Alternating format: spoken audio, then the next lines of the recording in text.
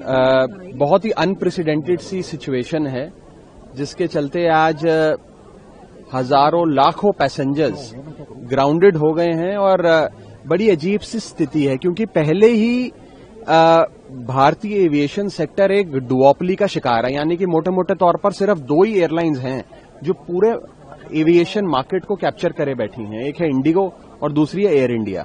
उसमें भी Indigo airlines एक ऐसी एयरलाइंस है जिसके पास लगभग 70% मार्केट शेयर है। यानी कि हर 100 फ्लाइट्स जो देश में उड़ती हैं उसमें 70 फ्लाइट्स इंडिगो की उड़ती हैं। इतनी बड़ी एयरलाइंस जो देश को एक कोने से दूसरे कोने से लोगों को जोड़ती है, आज अगर वो ठप हो जाती है, बंद हो जाती है, तो जाहिर तौर पे पैसेंजर्स को बहुत ज्यादा परेशानी झेलनी पड़ रही है। मेरे कुछ सवाल हैं। पहला सवाल तो ये है कि डीजीसीए ने अगर एफडीटीएल का ये पूरे नियम लागू करने ही थे तो इस पूरी रेगुलेटरी फ्रेमवर्क का पहले ऑडिट करना चाहिए था कि क्या एयरलाइंस के पास इतनी बैंडविड्थ है, इतनी बेंच स्ट्रेंथ है, पायलट रोस्टर इस प्रकार का है कि वो कर पाएंगे। दूसरा, एयरलाइंस को खुद को अपने आप को एक इस तरीके से प्रिपेयर करना चाहिए था कि ये स्थिति ना आए। और अंत में जो पैसेंजर्स जिनकी आज न जाने कितनी इंपॉर्टेंट बिजनेस मीटिंग्स कैंसिल हो गई, जॉब के इंटरव्यू कैंसिल हो गए, शादियां रिसेप्शन कैंसिल हो गए, उन पैसेंजर्स को कैसे कॉम्पनसेट करेगी एयरलाइंस और डीजीसीए, इस पर सोचना चाहिए। आप उनकी टिकट का पैसा तो उन्हें वापस शायद कर दें क्योंकि फ्लाइट ही नहीं उड़ी, लेकिन उसके अतिरिक्त आप क्या कॉम्पनसेशन ऐसे पैसेंजर्स को देंगे, इसके बारे में भी हमें सोचना चाहिए। और एक बड़ी बात जो मैंने आज से कुछ समय पहले पार्लियामेंट में भी उठाई थी कि भारत का एविएशन सेक्टर एक प्रकार से मोनोपोली बन गया है। दो एयरलाइंस ही चला रही हैं। जैसे आप अगर भारत का टेलीकॉम सेक्टर देखिए, आज या समझिए एयरटेल या जियो में से कोई एक बड़ा सर्विस प्रोवाइडर ठप हो जाए तो हम सबके फोन चलने बंद हो जाएंगे।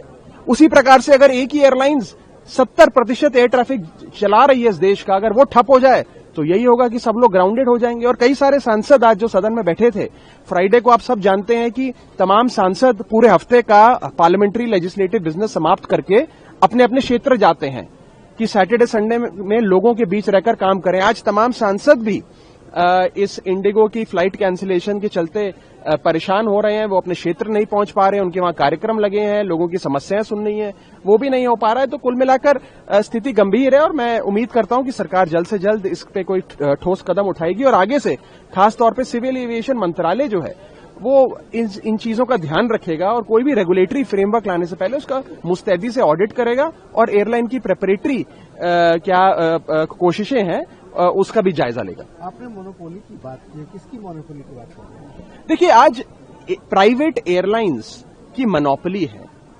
दो एयरलाइंस हैं भारत देश में जो पूरा एयर ट्रैफिक कंट्रोल करती हैं। एक इंडिगो है, एक एयर इंडिया है, और तो कोई है नहीं। तीसरी स्पाइस जेट बेचारी तो 1-2% मार्केट शेयर पे बैठी है। और ये दो एयरलाइंस इंडिगो और एयर इंडिया में भी अधिकांश हिस्सा इंडिगो का है। मैक्सिमम फ्लाइट्स इंडिगो उड़ाती है और इंडिगो ही अगर ठप हो जाएगी तो जाहिर तौर पे पैसेंजर्स को बहुत तकलीफ होगी। तभी मैंने बात करी रेगुलेटरी फ्रेमवर्क की, एयरलाइंस के खुद के ऑडिट की। एफडीटीएल जैसा कानून लाने से पहले, एक नियम लाने से पहले पूरी मुस्तैदी से तैयारी होनी चाहिए थी। और सबसे जरूरी, पैसेंजर्स जो हैं उनकी कॉस्ट, उनकी जो आप टिकट कॉस्ट को तो शायद रीइंबर्स कर दें, लेकिन जिसकी शादी कैंसिल हो गई, रिसेप्शन पोस्टपोन हो गया, जॉब इंटरव्यू नहीं दे पा रहा, स्टूडेंट एग्जाम के लिए नहीं पहुंच पा रहा, कोई बिजनेस मीटिंग के लिए नहीं पहुंच पा रहा, किसी के घर में कोई बीमार है, वो उसे अस्पताल जाकर एक शहर से दूसरे शहर मिलना चाह रहा है, वो नहीं कर पा रहा, उनकी जो ये ह्यूमन कॉस्ट है, जो कि इमोशनल कॉस्ट है, एक अपॉर्चुनिटी कॉस्ट है, इसका खामियाजा कौन भुगतेगा? पार्लियामेंट में उठाएंगे? जरूर उठाएंगे, प्रयास करेंगे।